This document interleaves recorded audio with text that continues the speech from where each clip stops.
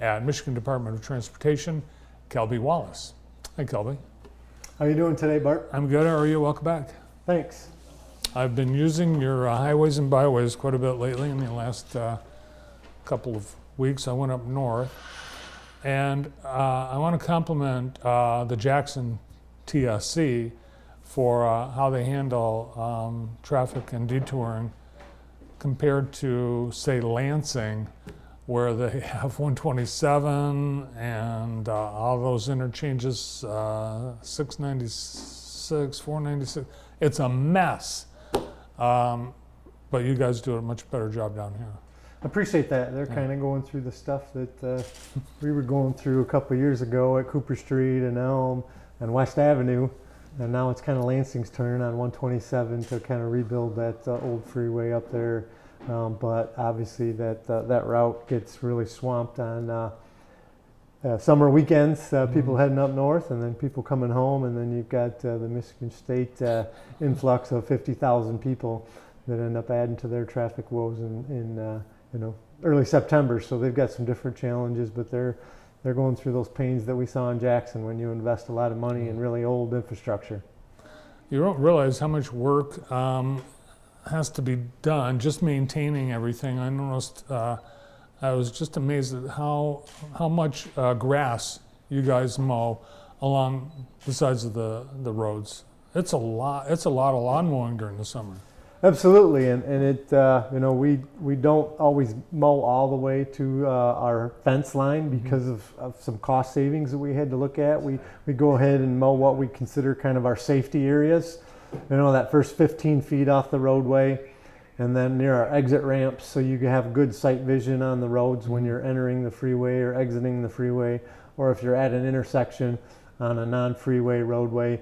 We have to make sure those are cleared, and that stuff grows fast, especially this year with the decent amount of rain we had in July and August, and sometimes that stuff slows down, but not really this year. We didn't get much of a slow, and most people know that who mow their lawns at home. It hasn't slowed down much. Yeah, not only is it for safety, but it looks great. Our state looks great thanks to the care that you guys put into our roads. Yes. And a lot of attention right now is the I-94 Deering Road interchange, and I think you brought some photos and some updates. Yeah, I think so. So these are photos of about 2 weeks ago. You can see we're looking north here. So here's the south side of the interchange with the roundabout. You can start to see in the middle there some of the decorative concrete pavement in the middle of that on our what we call our truck apron. I think that's actually Parma Western Maroon, one of my lead construction inspectors, helped get that color for. He's from the area, and Reed Hackworth has to take credit for that to try to match what we did at the Michigan Avenue interchange, and also kind of reflects the colors of Jackson Parma Western. So they're coming along real good here. This is the south side, and we've made some more progress since these photos were taken 2 weeks ago. Weather depending, there was a chance that could opened up this Friday. Right now the weather on Thursday does not look promising to be able to do that. We've got pavement markings, which are very important in a roundabout to help show people which direction to follow and so they don't go the wrong way in a roundabout. And so those are usually the last thing we do, which are scheduled kind of Friday. So if we aren't unable to get those, we're going to have to wait until early next week to open the interchange fully to traffic. So we're very close. Well, with the anticipated increase in traffic on Deering Road with the new school that will open in another year, the safety considerations in improving this interchange they're huge. I mean, it's just going to be, I think for so many people that get off and on 94 at Deering Road, you're going to feel so much safer. Right. It's going to slow down. There's not that limited sight distance which you had previously before our project, where you had to kind of inch your vehicle out as far as you could and look over that bridge to see if there was a vehicle coming over the bridge. Now everybody's going to have to slow down and go through those roundabouts, and so you have a much safer situation on both sides of the freeway there, both ramps. Yeah, it's going to be very similar to what you've done at Elm Road. Elm Road, Cooper Street, and Michigan Avenue out in Parma too, and it's a very safe, kind of maintenance free. We don't have traffic signals out there that we have to worry about the power going out or replacing light bulbs, upgrading a signal 20 years from now, because those electrical components only have, last about 20 years. Those roundabouts, it's all built in concrete. It's pretty much, once you build it, it's there for a while, and it really slows down on any high-speed collisions, because everybody who enters it has to slow down a little bit to go around it. And when folks yield, there are no... Yeah, and they won't be head-on crashes because you're... And I think sometimes people could use the reminder that if you're in the roundabout, you have the right of way. Correct. You yield as you approach it. If nobody's else is in the roundabout, you really can take right off. You don't have to wait. I know there's still a few people that don't realize that, and a lot of times motorists, you hear the honking, they get people moving, but it moves pretty good. Our office is at the Elm Road interchange, and I used to get caught in that traffic signal, 2 traffic signals every day. Now I don't get caught in anything every single day when I come into work or I leave work. I was just through there yesterday. I went to Seymour Ford, and it was just so nice to be able to just zip on through that area and down to Seymour Ford. It's huge improvement, and it looks great.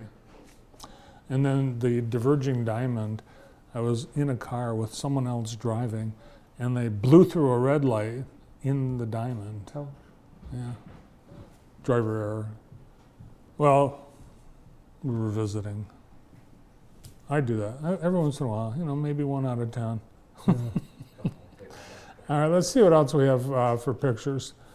Because it's not just the Deering Road interchange you've got. Correct, right. It's 8 miles of 94 rebuilding. And this is kind of showing you how we're excavating out for that final lane on the outside. So it's going to be the right lane right now we're working on eastbound, and the right shoulder of the freeway. And you can see here we've got the ditches graded on the far right, and then where the equipment is in the middle, that's where we're placing the aggregate base and the sand to build that base. And here's where we're starting to place more of that aggregate, kind of a couple different operations, rollers, to make sure it's compacted down. And I think the last picture kind of shows now we're actually paving that lane. We're looking west in the eastbound lanes here, and so we're starting to finish up all the major paving on the roadway. We're hoping next week we should be shifting into the last major phase of the project. And working on that, finishing up our median work and placing the top course of asphalt over the next month. You can kind of see here where eventually we have to put some topsoil, and we'll end up putting grass seed and straw to end up having some vegetation, some turf growing on the roadsides to keep everything from eroding away. So things are going well. Weeks like this really help when you have great weather for 4 to 5 days at least. Friday might be a washout, as I mentioned, but we've got some real big milestones coming up, either late this week or early next week at Deering and on I-94 itself. Is it going to be completely done in 2024? No, so we have some things that are probably going to have to go into 2025. Some of our bridge coatings that we actually can't get to right now. You have to have temperatures above 55 degrees so they cure properly. So that type of stuff is probably not going to make it by the time we're able to start that work. The temperatures probably won't be good enough. We're going to have some grass that doesn't grow, regardless of how well we try to do it. So we'll be fixing some of that out there. So there's going to be odds and ends that'll be happening next year, but it's stuff that after the last 3 years we've been out there, that people will kind of hardly notice it's going on out there. Well, we're going to miss it. Yeah, I don't know if I will that much, but and my folks in my office, my construction staff's been working 12, 14-hour days for three summers now, so I know they've put their heart and soul into it, so they'll be happy that it's kind of slowing down, and we'll move on to some different projects. Yeah, and it's a great payoff because it's such, beautifully done and is a great gateway to Jackson. Yeah. So there's some more bridges that are on your construction schedule in the city of Jackson coming up. Yeah, so we kind of gave downtown a break for a year, but we're going to be back this next year. Our bridge on Cooper Street, which is just south of the train tracks over the Grand River, and kind of just north of Washington Street and the Consumers Energy parking structure. There's a bridge there over the Grand River. The bridge is, I think, 80 to 100 years old. Wow. Very old structure, so we have to completely replace that. We've got some very large water main that we're going to be doing for the city at that location too. We've got a big natural gas line that we've got to work around. So that project is next. We're looking at probably starting that somewhere in January, February, and that'll be kind of a full closure all winter and next summer till next fall. We've been working with the city to use Washington Street and some other routes, Louis Glick as detours. And then the next year, the summer of '26, we'll do some work on Louis Glick too. Yeah, it's a pretty busy street, but there are ways around. In fact, just one more block west, you can take MLK across and get between Glick and Washington that way, and right. It's probably going to be one of the preferred detours. Absolutely, yeah. That local street grid's pretty strong here in Jackson. As part of that project, we will have to take that water main up Cooper to the Michigan Avenue intersection. So that'll require a shorter term closure of about 40 days, I think. And so that one will be a little bit more of an impact. But again, we're kind of been coordinating with the city on that. Our detour, we use Ganson to go around that on Michigan Avenue. So probably have a lot of updates for you when we get more of those details on specific times and detours and stuff. We'll share some information so you can help share that with your viewers and people can kind of change their routes. Yeah. Well, the good news is next week, sounds like the During Road interchanges will be open. So look forward to that. Well, thanks for all the great hard work you and your contractors have been doing all summer. Thanks for the updates. Good to see you. You too. Kelby Wallace is the Jackson Transportation Service Center manager for MDOT. Well, next